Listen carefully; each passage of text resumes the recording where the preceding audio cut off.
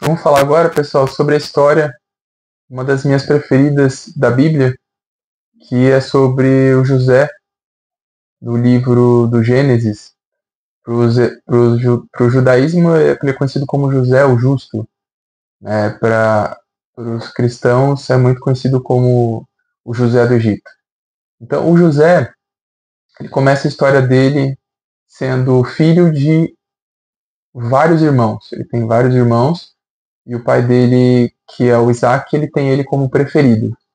Isso gera inveja nos irmãos, porque é ele, José, mais 10 irmãos, e ele é o preferido do pai. E a Bíblia traz uma forma simbólica de indicar que José é o preferido do pai, quando o Isaac dá um presente para ele, e que destaca a importância dele como filho, que é uma manta colorida.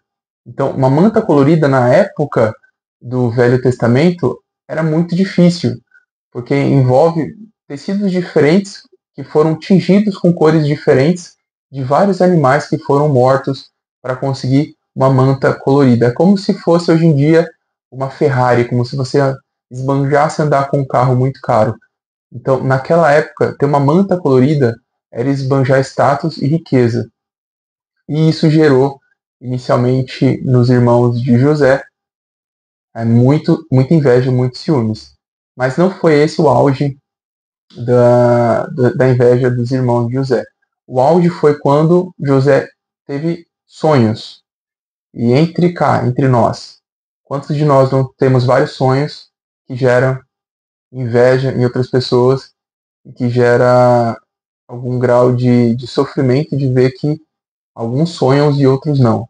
Mas José, no começo da história dele, ele era muito ingênuo, tanto que ele não guarda o sonho dele para ele e ele revela para os irmãos o sonho dele. E muitas pessoas não gostam quando a gente revela nossos sonhos, porque às vezes são grandiosos demais ou revelam alguma grandiosidade que incomoda. E o José tinha sonhado que ele ficaria muito importante e que todos reverenciariam ele e se dobrariam para ele, que ele seria reverenciado pelo sol, pela lua e pelos irmãos dele que se curvariam diante dele. Isso gera algum grau de inveja nos irmãos que decidem, por fim, dar cabo de José.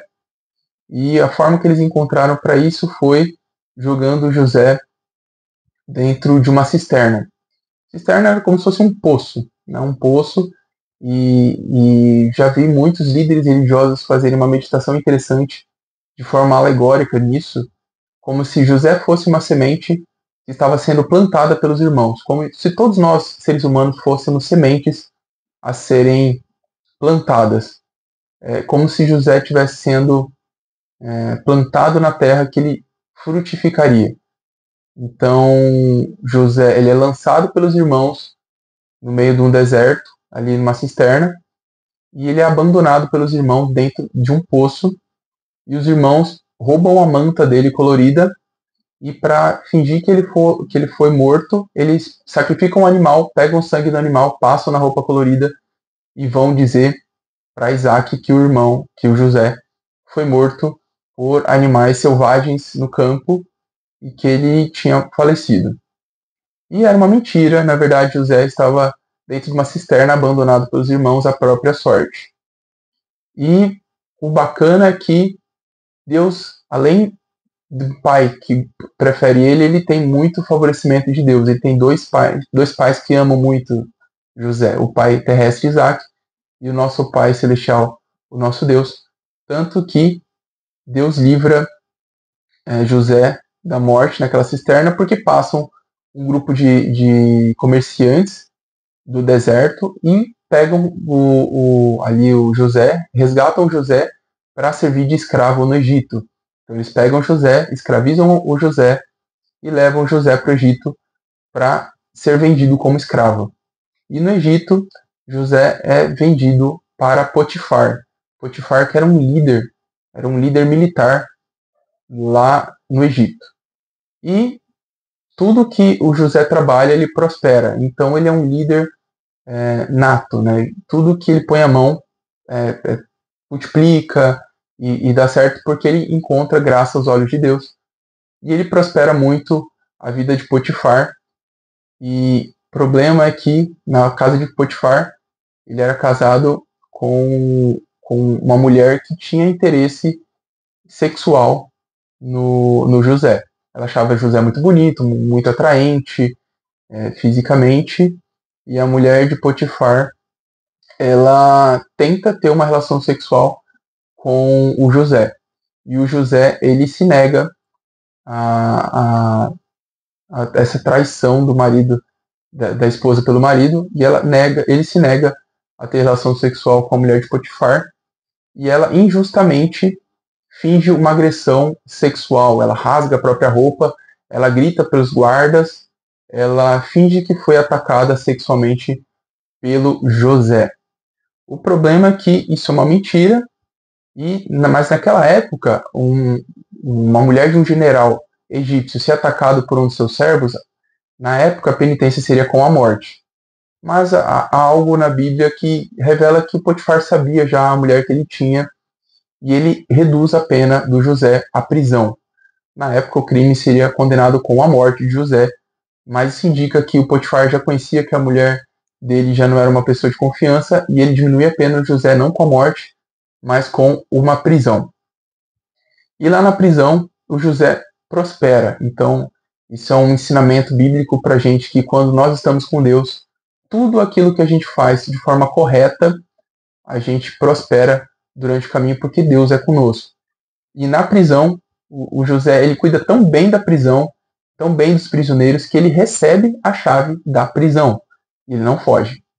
Então, o José, ele é tão bom em administrar os bens, as instituições em que ele se encontra, que ele recebe a chave da prisão e ele começa a fazer a gestão da prisão. E lá naquela prisão, ele tem acesso a dois profissionais, um que cuidava do vinho do faraó e o outro que era um padeiro que comia e experimentava as comidas do faraó para que o faraó não fosse envenenado. Na época tinha muito envenenamento de reis e líderes políticos, então sempre tinha um pajem, um acompanhante que provava a comida para ver se estava estragada ou se estava envenenada para que o faraó não morresse.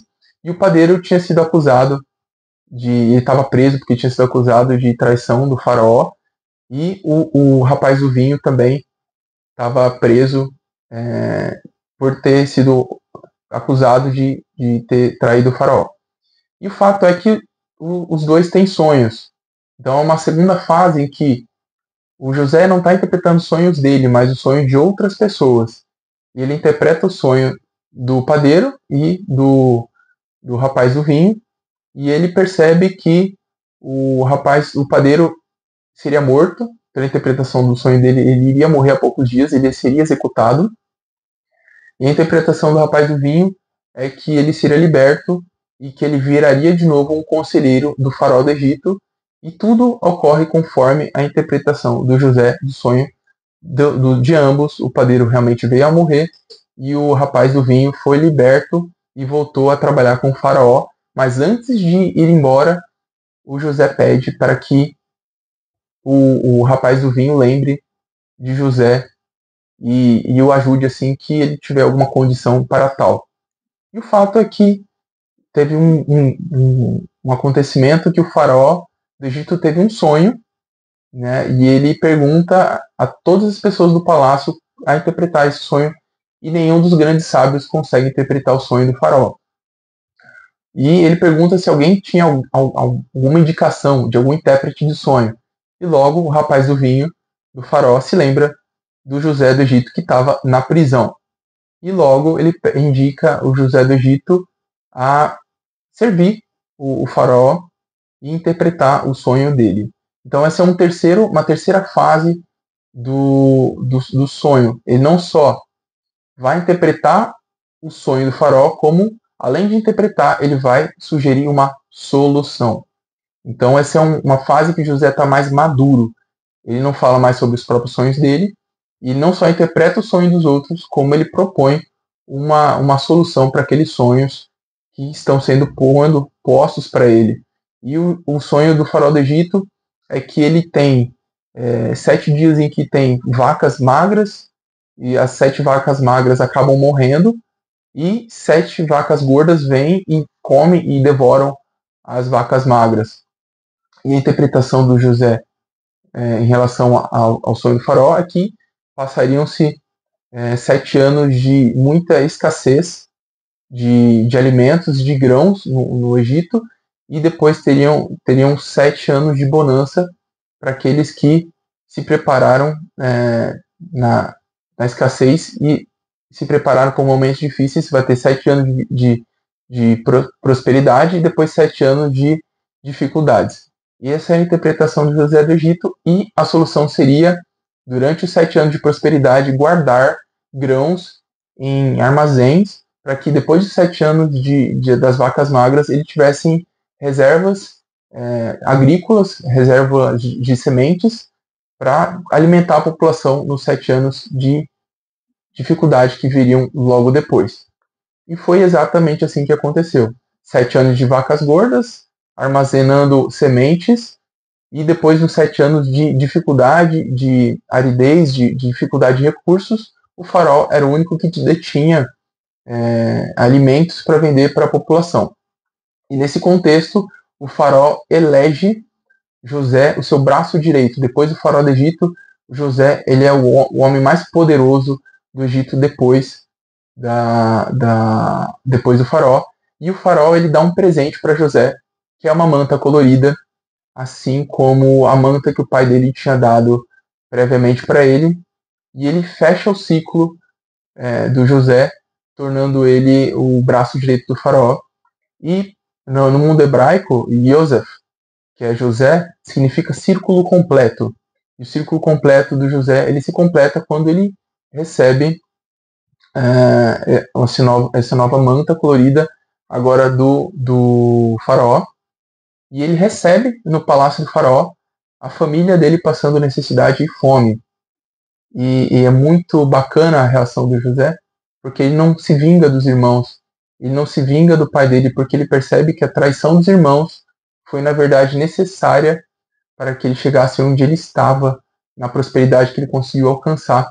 Porque provavelmente se ele não tivesse sido traído pelos irmãos, ele não teria chego a ser o braço direito do faraó. Ele realmente foi plantado como uma semente naquela cisterna, e ele floresceu, e ele prosperou, porque Deus era com ele. E ele não se vinga dos irmãos, e os irmãos não o reconhecem, porque ele está tão diferente, ele está tão mudado, que eles não reconhecem, depois de anos sem ter contato com José, eles não reconhecem José como irmão dele, e o José ele pede para que tragam o pai dele, o pai Isaac, para que ele conversasse do pai junto com os irmãos, e ele não revela que ele é o irmão do José, dos irmãos dele, né? Ele não é o José dos irmãos dele, até que o pai chegue. Isso traz muito sofrimento para ele, porque ele não consegue revelar quem ele realmente é. E ele ele entrega a comida, os alimentos, as sementes para os irmãos, junto de um baú, e embaixo das sementes e da riqueza ele deixa o dinheiro que os irmãos trouxeram para comprar os alimentos dele. Ele devolve todo o dinheiro embaixo dos alimentos da semente. Então ele fica sem o dinheiro, porque ele não tinha interesse do dinheiro dos irmãos, nem do dinheiro do pai, porque ele não precisava daquele dinheiro, e além do dinheiro ele devolveu os alimentos que eles estavam necessitando, e ele se revela ao pai e aos irmãos como José, e ele os perdoa, e então ele mostra a importância do perdão.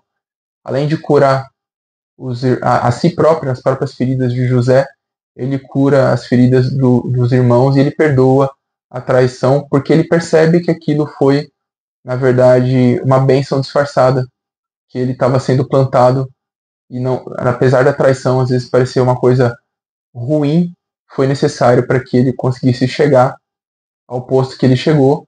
E a mesma coisa aconteceu com Jesus, né? Judas era necessário para Jesus, a traição de Judas foi necessário para que Jesus fosse parar na cruz e morresse para a remissão dos nossos pecados e nos proporcionasse a vida eterna. Então Judas, dos 12, discípulos de Cristo foi um dos mais importantes, porque se não fosse assim, nós não teríamos o sacrifício de Jesus na cruz presente. Então, às vezes, a traição se reveste de uma bênção futura para que o propósito daquela pessoa seja revelado lá na frente. Então, essa é a história do José do Egito. Beleza, pessoal?